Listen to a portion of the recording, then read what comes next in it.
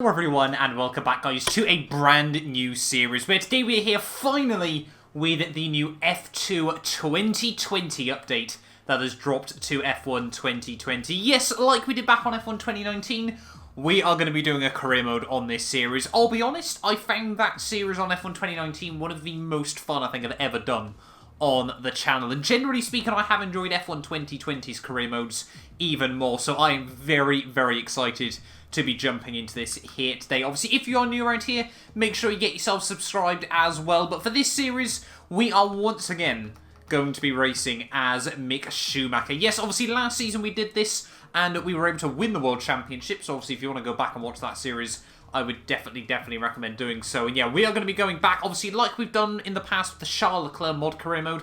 But yeah, we're going to stick with Mick ready for this one. And maybe down the line, obviously, as well, we'll get, you know, his sort of step up into Formula 1 with Haas as well here. But there we go then. We are going to be racing as Mick Schumacher for this season, as you can clearly see on your screens. Obviously, teammates to young Robert Schwartzman there. Formula 2 use many of the same rules and regulations as F1, but there are some important differences that may affect your race strategy. Whereas a Formula 1 race weekend is one long race, Formula 2 incorporates two races, a longer feature race followed by a shorter sprint race. Both races awarded points based on your finishing position. Formula 2 also has points awarded for the following: 4 points for achieving pole position, and 2 for fastest lap in each race. And last but not least, obviously, the grid order for the second race is determined by the driver's finishing position in race 1 of the weekend. However, the first 8 drivers have their positions reversed, i.e. whoever obviously won race 1 in the feature race will then be put into 8th for the sprint race on the following day. Obviously, most of you that are watching this probably know how Formula 2 works, but yeah, obviously that's just a little bit of a recap for those of you that aren't aware. Now, this season, obviously, we're going to follow a... Can you not do... Oh, we can do one-shot. I was very worried then that one-shot qualifying was gone all of a sudden. Formation lap we always keep off. I'm going to be doing 25% races for both the feature and the sprint, if I'm not mistaken as well. And obviously the AI, of course we were on Ultimate on F1 2020. We're going to start at 102 and sort of see how we get on, but obviously that could change rather quickly as well in the near future. But yeah, hopefully obviously if you... Oh, no, not 25% races, a 50% feature and a 50% sprint, if I'm not mistaken, is what we're going to be doing. For this one, obviously, like we do for our normal career mode as well. Obviously, we leave flashbacks on just in case we get any issues with the game. But obviously, safety car, vehicle damage, all full like that. Corner cutting as well. Obviously, race starts on manual, tyres on full as well. Obviously, no assists whatsoever on F1 2020. And then, of course, dynamic weather as well. But anyway, let's dive in then here for the start of our F2 2020 career mode. If you want to enjoy, make sure you leave a like and subscribe. And let's do this thing.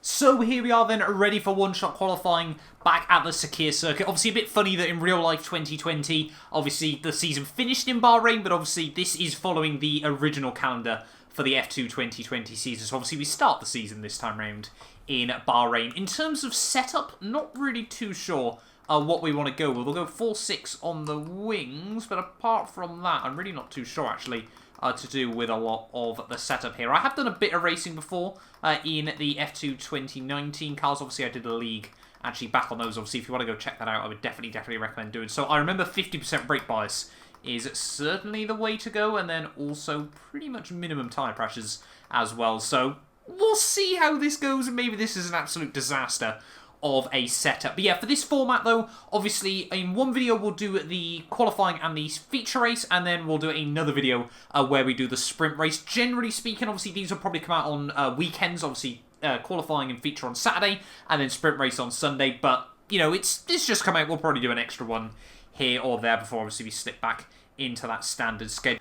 Here we go then, ready to kick off our first ever flying lap then in the all-new F2 2020 cars. Very much looking forward to jumping into this session. We're really going to have to concentrate though, try and make sure we get the lap hooked up nice and tidily as we head down in towards turn 1. A little bit of front lock in there as we head through the first corner. Try and just keep it nice and tidy as they're a little bit slow out of the first couple of corners there. Just about able to get the power down. Nice and tidy. Obviously, these things don't have anywhere near the same sort of torque as a Formula 1 car, obviously, without any of the hybrid technology. So short shifting isn't as much of a thing in the F2 cars like you tend to find in the Formula 1 cars. As we head down the hill, they're using a lot of engine brake. Bounce off the rev limiter as we head through Sector 2. Just try and keep it nice and tidy as we head through the hairpin. They're so easy as well, I've already noticed, to still lock up the front tyres in these new cars, obviously, despite the bigger rims.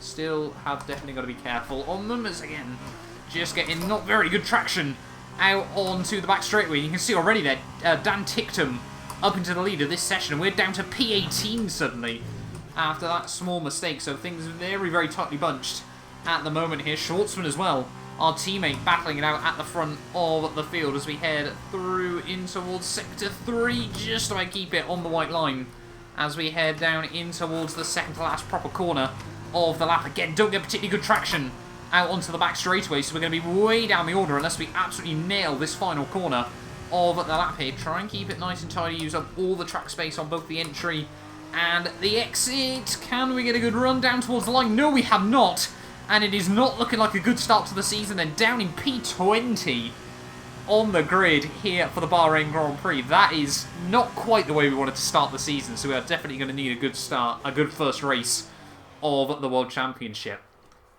So qualifying is complete and we're all set for an exciting race tomorrow. Your top three are Schwartzman, Ticktum and Artem Markelov. With qualifying complete, all that remains is the main event. We'll be live and uninterrupted for the feature race tomorrow, so make sure you join us there. So there we go then, qualifying done and dusted here in Sakir, and Robert Schwartzman, in his very first Formula 2 race, has put it on pole by just 9,000ths of a second over Dan Ticktum there. Artem Markelov in P3 ahead of Ilott and Sato, 4th and 5th there. But you can see further down the order, 17 cars separated by half a second? We were 6/10 off pole, and we find ourselves in P20 there, only ahead of Christian Lundgaard and Roy Nissany there. Not too sure how Schumacher has been able to put it inside the top 10. I didn't realise he was that good over the course of the 2020 season. But anyway, less worrying about that. Obviously, it's such a tightly bunched grid here. Let's dive in, ready for the Sakir Grand Prix. Welcome one and all to the 2020 Formula 2 World Championship, a new season and a new lineup of drivers hungry to make their mark on the world of motorsport. There's no development race to worry about here, everyone's driving the same car.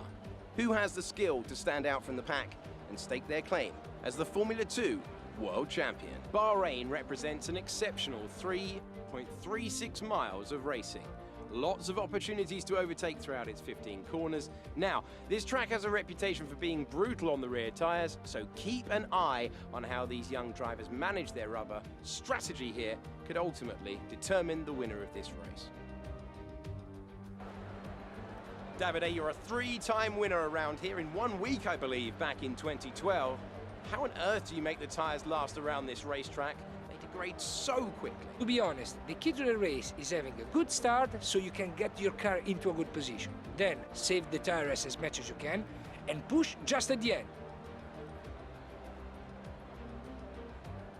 Well then, after an exciting session yesterday, let's take a look at how the cars line up. Robert Schwartzman lines up on pole position, with Daniel Ticktum alongside. Looking down the rest of the grid, we have Markelov, Ilott, Marino Sato, and Armstrong, Sonoda, Mazepin, Matsushita, Guilherme Samaya, Dragovic, Delatraz, Giuliano Alesi, and Joe, Piquet, Deruvala, Galeo, and Luca Giotto, Aitken, and Mick Schumacher, Lundgaard, and Roy Nissany completes the grid. And with lights out just moments away, it's time to go down to the track. Here we are then, on the grid, ready for our very first Formula 2 race here on F1 2020. Normally, I'd be absolutely gutted with starting P20 on the grid, but with just how tightly bunched the whole field seems to be, I don't think we can be too disappointed with our first runs in qualifying. Obviously, no fuel loads to worry about in this one. Strategy could be quite interesting, though. Obviously, going from the mediums to the hard compound tyres is the predicted strat, so we'll obviously see how the tyre wear goes as well. 16 laps ahead of us here to start off the season as well, so things are certainly going to get very interesting. But the aim from me, keep it clean. in towards that first corner and just try and come out the other side. Maybe with a couple of places gained, definitely with a full front wing intact as well here. But let's dive in, ready to start off the brand new season. 22 Formula 2 cars on the grid, 5 red lights, and it is lights out, and away we go there. A lot of wheel spin off the start, a huge amount of wheel spin off the start there. Really not getting off to a good getaway as we head down towards turn 1, so we'll certainly have to focus on that in the future. There you can see Roy Nissany. Oh my god, everyone just completely sat on the first corner there as we just get completely squeezed out by Daruvula and Lundgaard there. Actually get a warning for a collision with Daruvula as well on the exit of the corner there. But yeah, that was a little bit of a scrappy start. Obviously Schumacher in the Bahrain Grand Prix in real life making big moves down in towards that first turn, but a wall of Formula 2 cars in front of us made that not impossible to start off this weekend there. But it looks like on the mini-map Dan Ticktum leads the way as we head down in towards the S's for the first time in this race. We're down one place. Look at that, how early everyone's braking down in towards the corners there. We'll go for a big lunge at the inside of Christian Lundgaard there. We don't quite get the run once more on Gihan Daruvula as we head up in towards the most infamous corner of this lap. Turn 10. Can we try and get the power down on the exit? It's so difficult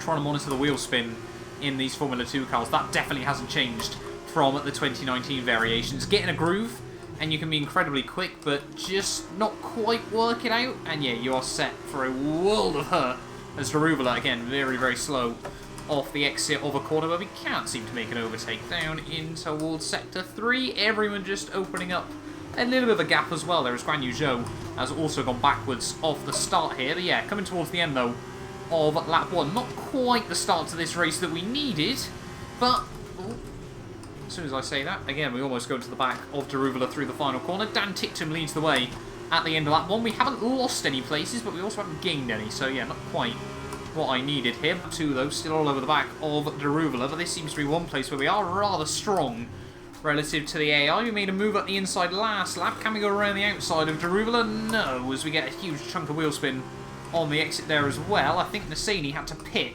at the end of lap 1, so I think there might have been a bit of contact between me and him, as I must admit, I may have accidentally had to go across his front end down in towards the first corner there to avoid losing our own front wing, but I'm not going to lose too much sleep over that, I'll be honest there. But yeah, still just stuck behind Daruvula. We need to start making progress in this race.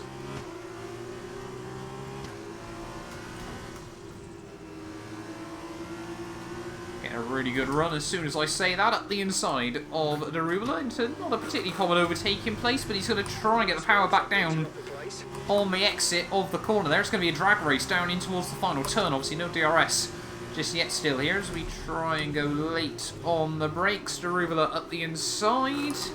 Try and use all the curbing on the exit. No, Daruvula, massive traction out of the final corner there, and Christian Lundgaard now might be able to try and go for something as we head down towards turn 1, so we just aren't making early race progress that we need to be at the moment there. We get the slipstream back off Daruvula as we head back down in towards turn 1, later on the brakes than the Indian driver, and this time round we'll have the inside for turn 2. Try and slam the door shut on him. No, he does keep the nose there. We get the DRS though as we head up in towards turn 4. Can we try and do something now around the outside? Daruvula again tries to hang the nose in there. This is a pretty good battle, but not quite where I want to be battling. We do finally move ourselves a bit of P19, however. Definitely starting to learn now how these cars handle on F1 2020s. Yeah, new fastest lap of the Grand Prix. We are definitely starting to find some pace all over the back of Guan Yu Zhou as we head down in towards turn 1. I think the Chinese driver was looking for a move actually on Sean Galeal there. At the same time, we went for the move on him as he sits on the exit of the first couple of corners. We've got yellow flags out. Someone's fallen to the wayside. That's poor Louis Delatraz out of this race as we don't want to go up the inside of Guan Yu Zhou. Obviously, it's a legal overtake, so we need to let him back through. Wasn't what I had in mind. He just broke way earlier than I was expecting in towards there. Now we'll try and look around the outside of the Chinese driver, and this time round we make it work. We've got another car falling to the wayside though. That's Matsushita out of the race as well, so everyone seems to be having issues at the start here, and suddenly we're over to P16. Up to the back of Sean Galeal, as yeah, we're definitely finding more and more confidence and grip in the car at the moment. I think the ultimate aim from this would be to try and get a top 8 as I get nice and squirrely out up the hill once more, but we still got a long old way to go before we can be looking at any points in this race. Obviously, people are going to start pitting rather soon, though, so it's going to be a case of who's left their tyres in good nick at the start here. But yeah, hopefully we can get round Galale soon. We'll get a really good run out in towards the final corner of the lap. That's going to mean Sean Galale a little bit worried about us as he goes a bit defensive down in towards Sector 3. Can we have a bit of a look? Oh, Galale, big lock-up. We'll get the switch back on him. Up the inside we go. And we are straight up into P15. A load of drivers diving it down into the pit lane there. Galale is one of them, as Guan Yu Zhou is going to stay out. So we do now find ourselves up at a P8 of this race. But rather worryingly for us, Bob, or Robert, I'm going to keep calling him Bob when I really shouldn't be. It's Robert Schwartzman. Yeah, he's stayed out, though, in this race, as again we get a bit fishtaily, so I think if Rob pits now, obviously we're going to have to stay out here, there's no way we can afford to pit as well, but if he stays out for an extra lap, then we can try and dive it in. Coming down in towards the final corner then is Robert Schwartzman going to dive it into the pit lane here, I think he is, so we're going to have to go one extra lap in this stint then. Not quite what I want to have to do, as I can just see Markelov, obviously on the relative, gaining a fair chunk of time on us at the moment. But yeah, these tyres aren't completely destroyed just yet. Maybe this will be the lap they hit the cliff. But yeah, we are now up into the lead though of this race, so I guess we can enjoy that for now. Heading down in towards the final corner then of lap 7. These tyres have actually hung in pretty nicely, I'll be honest, on this last lap, but through the final turn, let's see what we can try and do. At the final corner we go. Make sure, obviously, we've got to make sure we brake nice and tidy into the pit lane. 37-mile-an-hour pit lanes in Formula 2. I've definitely got to remember that for every single circuit on the calendar. But yeah, I think Ticktum and Markelov have really held up the pack on this lap, though, because we actually pulled out a little bit of time before the end of this stint. I could definitely feel the tyres were starting to go off, none the lesser, as we head down into the pit lane. Obviously, a lot slower pit stops in Formula 2 than Formula 1, as you can just see the pack closing down. 6 seconds, though, that's pretty decent. If I remember correctly there, Armstrong's been relegated all the way down to about P8 at the moment here, but he's still obviously going to fly back past us. Heading down towards the end of the pit lane, though. Hopefully, we've made up some progress in this race. There is Alesi and Drogovic as we head back down in towards the first corner. Just want to slot him right behind the Brazilian, ahead of the other Brazilian of Samaya. I'm at a P13 then of this race. Wasn't actually aware we hit Drogovic through that first corner, I'll be honest. Luckily we get no damage from it, but 8 laps to go then of this race. Can we now get ourselves up inside the top 8, as I'm starting to get into a groove. Closing up to the back of Drogovic as we get a good run up the hill there. I don't know why we seem to be so strong on the traction through there, but we're going to use that to our advantage on the fresh rubber. And we get around the outside of the Brazilian before the final sector of the lap there. Definitely don't see many overtakes there, but like I said, we're in the groove at the moment. Feeling really confident there. As you can see on the mini-map, Markelov seems to be trying to romp away now from Dan Ticktum. Really closing up to the back now of Giuliano Alesi as we set purple sectors through 1 and 2. So hopefully we can try and move past the young Frenchman and set a new fastest lap of the racer. Obviously bonus points attached, so definitely want to be trying to rack up those in the early stages of the season, because they can make a big old difference. There is a 42.5. New fastest lap of the racer, and up the inside of Alesi we go as well. As we head down in towards turn 1, we're now just one place outside of the points, and it is Nikita Mazepin. An infamous character, it cannot be denied. I'm hoping we won't spend much time behind the Russian at all in this race, as we get good traction out in towards the final corner of the lap. Again, setting even more purple sectors at the moment as we try and have a look up the inside of Nikita. Pretty even on the brakes. He tries to turn in, but we are definitely there. And we are now definitely inside the top 10 as well in this Grand Prix. So things now really starting to turn around for us. We've found the groove, a 42.2. Another 3/10 found on that lap, as it feels like at the moment Dan Ticktum is like a leaky bucket. Just people are slowly making their way through. He was in the lead earlier on. I think he's now down to like P5 in this race, maybe even P5 at the moment. But everyone is just getting stuck behind him, and you can just see then you get past and you're all pretty spaced out. I'll make a similar sort of move on Jack Aitken as we've got 5 laps to go of this race. There's no denying as well, staying out a little bit longer, keeping those medium tyres in better nick early on has really given us a grip advantage towards the end of this race there. As Aitken, I thought he was about to go straight to the back of Luca Giotto here, but unfortunately, as you can see, at the final turn, everyone just in this slipstream train stuck behind Dan Ticktum, and one by one, they make their way past in towards the first corner. Aitken has a look at the inside of Giotto, so we'll have a look to the outside of Aitken through the first corner. A bit of an unorthodox move, but we pulled it off, and we're now one place outside where we want to be in this race. Obviously, any positions higher than 8th is obviously a bonus, so I'm certainly going to try and take him if we can, but things looking good at the moment. Oh, Giotto a little bit cautious in towards the final corner, just going sort of half defensive on me, as now Schwartzman might try and look for a move on Dan Ticktum. I wonder if he's actually got damage. That's what's causing him all these issues at the moment, because Carl seemed to get stuck behind him, get a huge run down towards turn 1, as you're about to see from my teammate, and then Ticktum just can't seem to keep up with him in towards the rest of the lap there. This time round, Ticktum does defend, but we get right around the outside of Giotto there. We get a good run actually on our teammate Schwartzman as well. We'll have a look up the inside, try to capitalise whilst we can there, and 2 places made up in the space of 2 corners there. Ticktum though, does he have any damage that we can see as we head up the inside of Robert? Not quite. I don't think Ticktum's got any damage. I think he's, yeah, just generally struggling for pace around here. And hopefully, therefore, from 20th on the grid, we could be looking for a move for P6 here. We'll have a look up the inside of Ticktum. A very, very brave and aggressive move. He'll try to get the cut back on us as we head back up the hill there. But yeah, Ticktum, I wonder if he's destroyed those rears really early on in the stint there, because he seems to be struggling so much for traction. And out of nowhere, remember the P6 of this Grand Prix? Don't do that.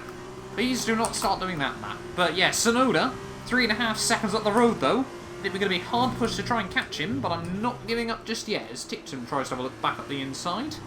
Can't quite pull off anything there. Heading on to the final lap then of this race. And yeah, Dan Ticktum still stuck in our DRS at the moment, which hasn't really allowed Schwartzman to get around him. But yeah, not really taking any time out of Sonoda. The gap seems to go up a bit and then down a bit. It just ebbs and flows at the moment. But yeah, like I was saying, Dan Ticktum, never thought I'd see the day where I thank Dan Ticktum for something. But he has, yeah, pretty much made our race here today. I'm not going to try and sugarcoat it in any way. The pace has been good. We did get into a good groove later on here, but yeah, we really probably wouldn't have made as much progress as we have done had Dan not backed up the entire field for us throughout the second half of this race there. But on to the final lap though, P20 to P6, 14 places made up in just 16 laps there. We can be very, very happy with that. A very... yeah, anyway, as I was saying, a very, very sort of Mick Schumacher-esque drive in this race there as well. As yeah, still clearly struggling just a little bit every once in a while with the traction zones there, as you can see. But yeah, it looks like Artem Markelov is going to come through to win the first race of the season. They had a very, very quiet real-life campaign this year, but a dominant start to the first race of the year. They're always nice to start with a race victory there. I'm too sure who's in P2. Is it Armstrong, perhaps? Or am I completely wrong? Obviously, we'll find out in just a moment. I can recognise names when I see them, but trying to sort of put them to a team... It might be Ilott, actually, if I'm not mistaken. In fact, I'm pretty certain it is Cam Ilott is in P2 even there. But Markelov wins the Bahrain Grand Prix feature race, and we are going to come through from 20th on the grid. We're going to start P3 for the reverse grid tomorrow. It's P6 with the fastest lap bonus points. Very, very happy. All right, race over. Take care of the car on the way in.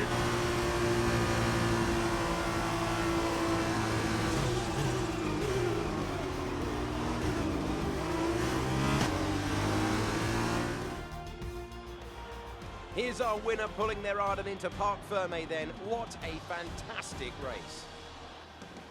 And Davide Valsecchi, give me your thoughts. How did they accomplish this result? The difference was in the strategy. Credit to the driver for sure, but races like this really drive home how much of a team sport this is. They did a lot of work on the pit wall to really make the most of each stint and to make the best use of these tires. But that said, all of that would have been for nothing without a talented hand on the wheel. And it's time now for the podium celebrations. And how well deserved is this one? This is a team all about giving talented young drivers an opportunity to race and to win. Arden are your winners here today.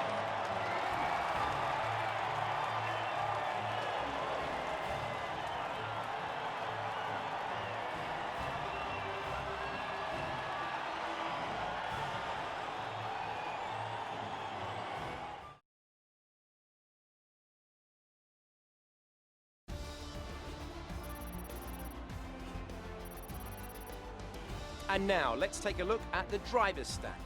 Artem Markelov takes the lead of the Drivers' Championship. Now then, Davide Valsecchi, who would you say was your driver of the day? My driver of the day is Mick Schumacher. With this team, Prema Power Team, they made the difference on the race strategy. Fantastic. And now a look at the team standings. Arden moved to the top of the table. Goodbye for now then, but we really are just getting started. Make sure you join us again for Lights Out tomorrow. So there we are then, guys, the end of the first race of the season, and it is Artem Markelov picking up the win for HWA Race Lab there. A dominant race victory in the end, 3.5 seconds clear of Callum Ilott there. As you can see, everyone just seemed to be able to get past Dan Ticktum, and then it was spread out towards the end there. But yeah, 25 points for Artem Markelov there, 18 for Callum Ilott, who comes through for P2 there, ahead of Marcus Armstrong there. Sato and Sonoda, two very, very good performances there as well in 4th and 5th there. And 6th place with the fastest lap bonus point means we also get the same points as Sonoda as well there. Dan Ticktum in 7th ahead of Robert Schwartzman, who will start from reverse grid pole there after starting on pole this race as well there, from all the way down from 1st to 8th in the end there. The top two actually dropping quite far down the order at the end of the Grand Prix there. But we came through from 20th to 6th there, Giotto from 18th to 9th, and then Jack Aitken from 19th to 10th as well there. So a lot of big movers in that race there, with Mayspin just missing out on points ahead of Alesi, Samaya and Pedro Piquet there. Guan Yu Zhou in 15th place,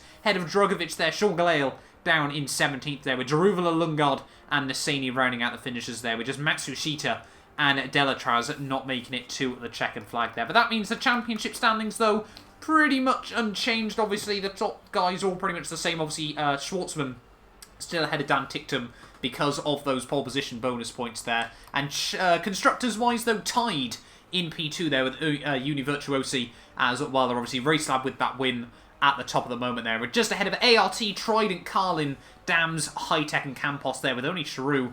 I can never remember how to pronounce that name. Charu, I don't know, someone leave it down in the comments as well below for me. And MP Motorsport yet to score after the first race there. But thank you all so much for watching this video. If you did enjoy, do make sure you leave a like and subscribe. And yeah, we will be back probably tomorrow, ready for the sprint race. You guys do not want to miss it. A big thank you to our channel members for making these videos possible. You can be featured in these end clips as well as granted access to some other exclusive perks for just £1 a month by clicking the join button below.